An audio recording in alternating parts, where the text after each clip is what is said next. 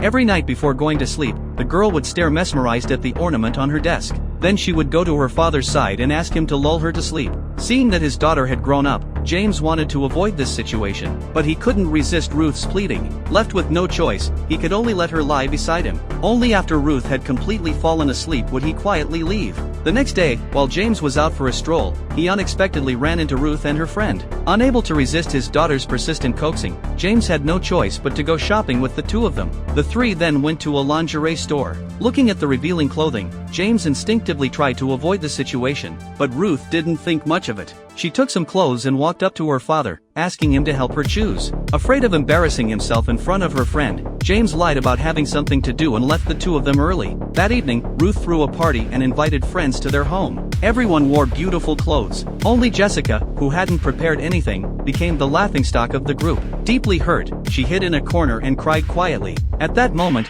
James returned home and heard strange sounds. Curious, he went to investigate and found Jessica crying alone. Out of kindness, he approached to comfort her. But when Jessica saw James, she couldn't hold back anymore and threw herself into his arms. James then comforted Jessica's wounded heart in his own way. Little did he know that this experience would bring him trouble in the future.